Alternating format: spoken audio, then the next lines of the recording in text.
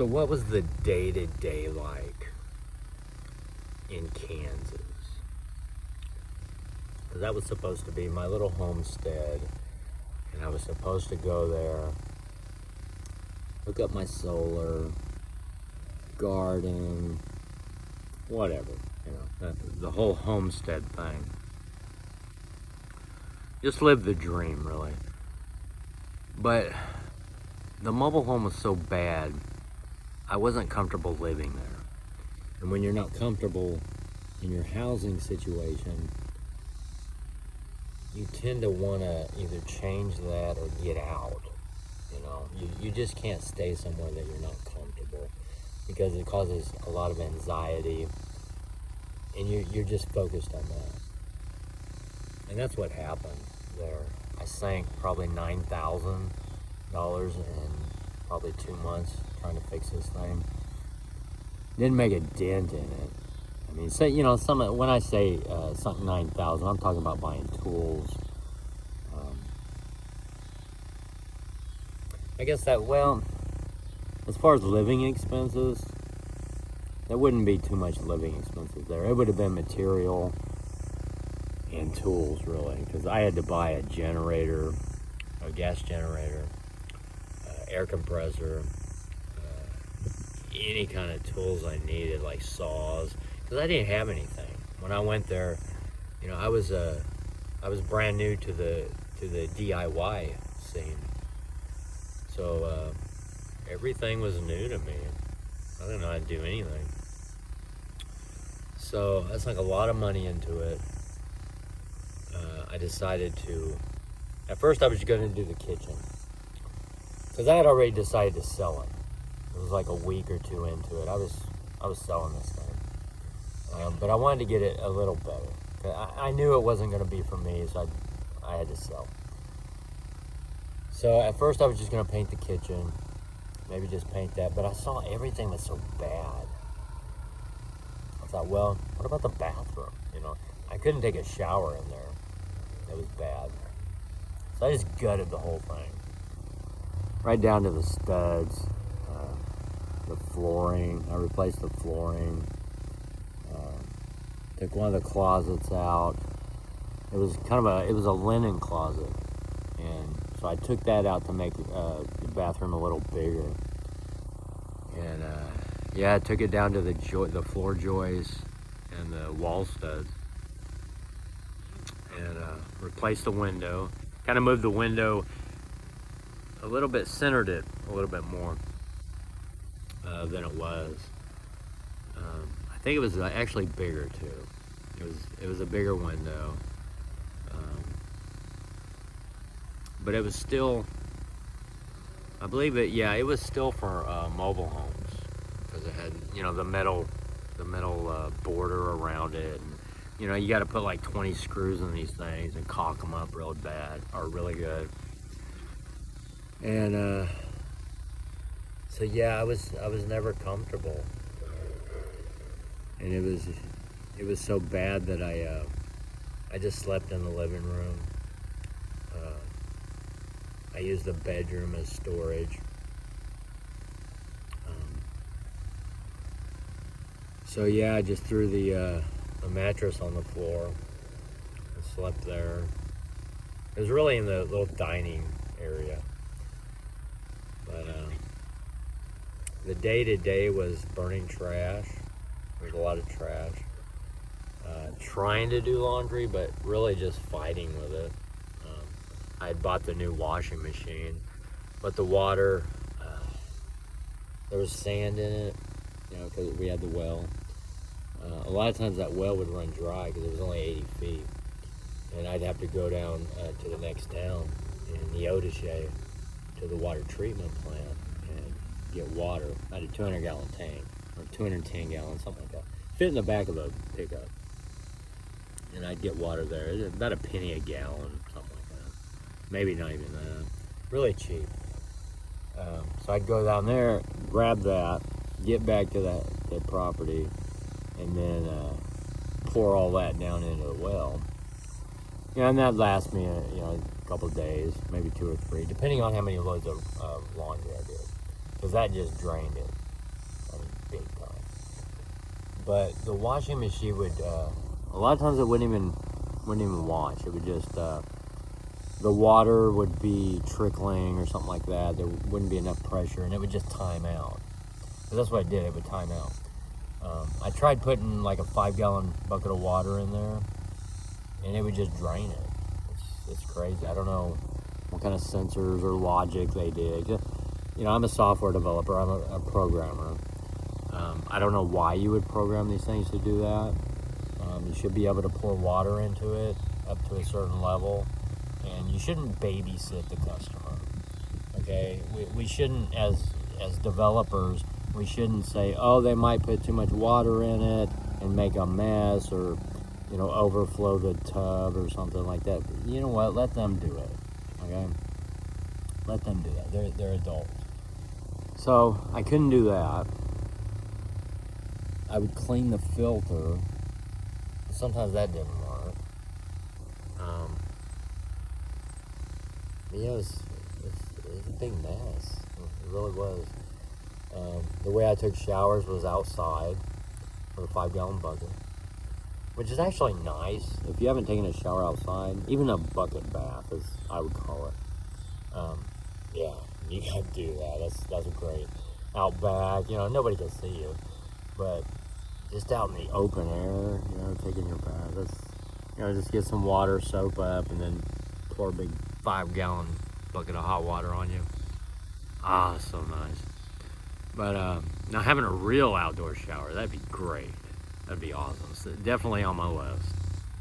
So, but yeah, day to day, if it rained, it was bad. Oh, it was muddy. I hated that. And when you got dogs and you have to come inside, so I'd have to wash off his paws and his belly, because Sparky, I only had Sparky back then. And Sparky's so low to the ground, you know, the dew and everything, the mud, it just gets all over him. So I'd have to wipe him off. And then if it rained hard, the front door would leak.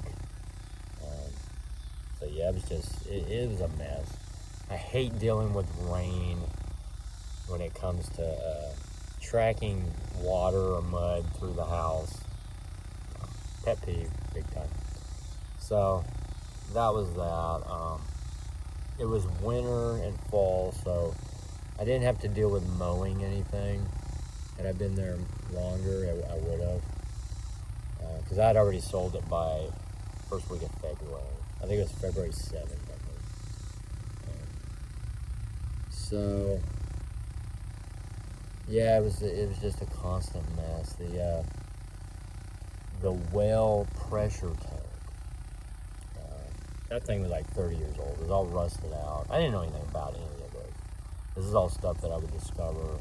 I'd jump on YouTube, find a video for it, how to fix it or something. And those are expensive too. That was like a 30-gallon, something like that. I went to Lowe's and to price that, and they're like, what, $500 to $800? And I'm like, wow. So I ended up with like a 10-gallon, 5-gallon, something like that. Real little one. But yeah, had to install that, run new lines. And, but that's another story.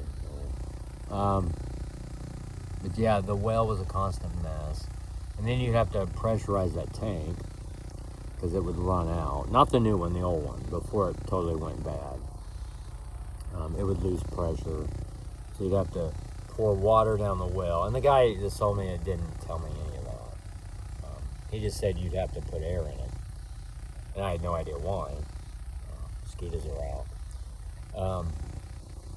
So yeah, so I would get the water from the eau shade, put it down the well, and then I'd have to pump up the air tank. That's the main reason why I got the air compressor. I had to do that. And plus, it came in handy for inflating tires, blowing stuff off. It's a real good thing to have. If you ain't got one, go get one. I got mine at Harbor Freight. Pretty cheap. But yeah, that was sometimes an everyday thing, or every other day for sure, dealing with the well. Trying to just fix that house. God, Never could get the hot water washing hose off. It was so, it was like lime deposits or something on there. It was so bad, I was afraid to really crank on it because I didn't want to bust the valve and then just have everything spraying everywhere because there wasn't a main shut-off anywhere. This was the old, what do you call it, poly something line the old mobile homes had. Polybutylene, PB. So that's what those were. And I tried to, wherever I could, I'd replace it with pegs. And so I plumbed the whole bathroom with pegs. Those were ran. I just didn't have any fixtures or anything out. By the time I'd left, I'd laid the floor. Didn't get a chance to do any drywall. I had the tub. I placed it in there and I was shimming it, putting it up. And that's where I left off at that point.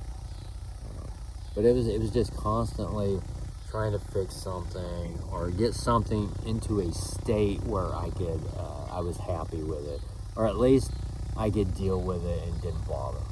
You know? Under the kitchen sink, totally sunk in floor, totally gone. That's what, you know, rodents and stuff would come up there. Any kind of leakage would go down there, so it stunk down there. That's why when I was going to paint the kitchen, at first I had an idea that I was going to just redo the kitchen. That'd be great. Cabinets all. And then I saw that, and I realized, OMG, I'm going to have to do the floor in here. Everything's got to come out. Yeah, forget it. So I started on the bathroom instead. And that was a total redo anyway. But I didn't have to move a bunch of appliances though either. Looking at the dogs over there, they're out in the field. Hey, you guys don't go too far. Sparky, come back here. Come on. There you go. That's the whistle. They know to come back when they see the whistle. Or they hear the whistle. So anyway, yeah, I was constantly doing something and to make it comfortable. Never even got close. Glad I sold it. Don't regret selling it. I regret buying it. But that was day to day. Constantly going to the hardware store for something. I mean, 3 or 4 trips a day. It was bad.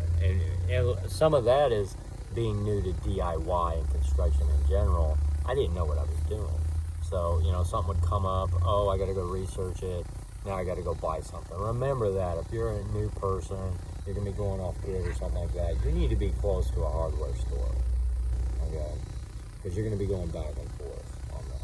You don't know what you're doing until you learn. You know, get some experience so you know what's about to happen. But that was a biggie too. But I think that's it. When I put that window in, that sucker leaked, and I'd have to go back out, run some more caulking in it, you know, and like, oh my gosh, it was like 3 or 4 times, you know. And this was a heavy rainstorm, where I didn't know it leaked until that point. Yeah, going out in the rain, putting the ladder up there, you know, caulking, and man, this sucks. And the whole roof needed to be replaced. Because, you know, on those mobile homes, they got that little tiny little lip thingy on the ends. All that's all tore off. You know, it's like tin or something, and it just gets all broken, and so you got, you know, drips coming down right where the window is, and maybe a seam, you know, right on the top of the window. So, yeah. And the front door was bad. He had put a regular door in it, but it leaked like crazy. You know, and there was no front porch, so the rain would blow onto it and then come in. The windows, they didn't leak on the inside. but they do have like a cover, which was broken. And you have this, on those windows, you have like a cover, a window cover on the window. So you can take that off, and then you can open up the window for like summertime or fall where the wind can come in. And then it's almost like an insulator. And then in the cold weather, you can close the window again and then put this cover window back on there. Most of those were broke, and the fasteners. So it was just constant. It's just too much. That's about it. I'm gonna call this one 15 minutes. But yeah, constantly trying to fix something to make it more hospitable and more bearable. That's it. I'm Kirk Burleson. You're watching Kirk's Life. I'll see you later.